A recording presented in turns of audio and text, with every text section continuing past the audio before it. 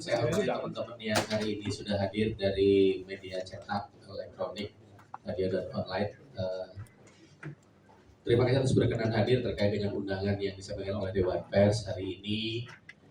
Kami berserta dengan konstituen Dewan Pers hadir di ruangan ini menyikapi terkait dengan adanya RUU terkait dengan penyiaran. Implikasinya apa terhadap penyiaran? Implikasinya apa? Saya pikir lagi lain.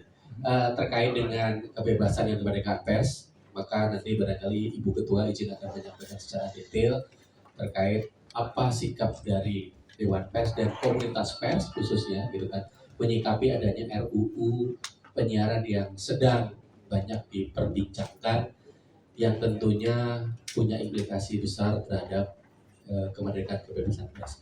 Sesi ini nanti diakhiri dengan tanya jawab. Kami berikan ruang waktu 15 menit mungkin ya.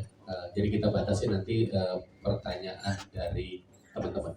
Saya rasa barangkali itu sebagai pembuka, izin Ibu Ketua bisa langsung menyampaikan. Terima kasih. Terima kasih teman-teman media, terima kasih banyak pada kesempatan kali ini Dewan Pers bersama-sama dengan konstituen ingin menyampaikan penyikapan terhadap rancangan undang-undang penyiaran yang sekarang sedang digodok di Balik DPR RI.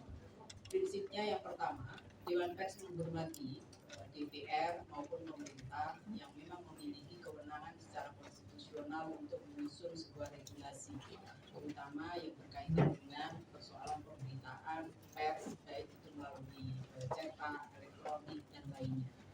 Meskipun demikian, terhadap draft RUU penyiaran versi Oktober 2023, Dewan Pers dan konstituen menolak sebagai draft yang mencerminkan pemenuhan hak konstitusional warga negara untuk mendapatkan informasi sebagaimana yang dijamin dalam Undang-Undang Dasar 45.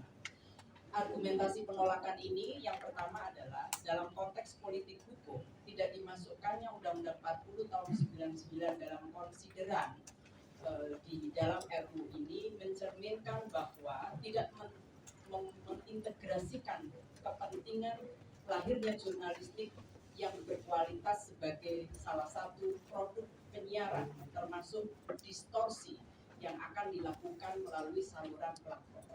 Yang kedua, RUU penyiaran ini menjadi salah satu sebab pers kita tidak merdeka, tidak independen, dan tidak akan melahirkan karya jurnalistik berkualitas karena dalam konteks pemberitaan Dewan Pers berpandangan perubahan ini jika diteruskan sebagian aturan-aturannya akan menyebabkan pers kita menjadi produk pers yang buruk, pers yang tidak profesional, dan pers yang tidak independen. Nah yang ketiga, dari sisi proses, ini saya baru ngomong proses nih ya, dari sisi proses RUU ini menyalahi putusan Mahkamah Konstitusi nomor 91 PUU 18 tahun 2020 bahwa penyusunan sebuah regulasi harus meaningful participation. Maknanya apa? Harus ada keterlibatan masyarakat. Hak masyarakat untuk didengarkan pendapatnya. Hak masyarakat untuk dipertimbangkan pendapatnya. Dan nanti kalau masukan-masukan masyarakat itu tidak diintegrasikan, bahkan para penyusun kebijakan diminta untuk menjelaskan kenapa masukan-masukan itu tidak diintegrasikan. Dan dalam konteks RUU penyiaran ini, Dewan Pers dan konstituen selaku penegak Undang-Undang 40 ya, tidak dilibatkan dalam proses penyusunan RUU ini. Secara substantif, kenapa kemudian kita menolak draft ini? Yang pertama adalah ada pasal yang memberikan larangan pada media investigatif.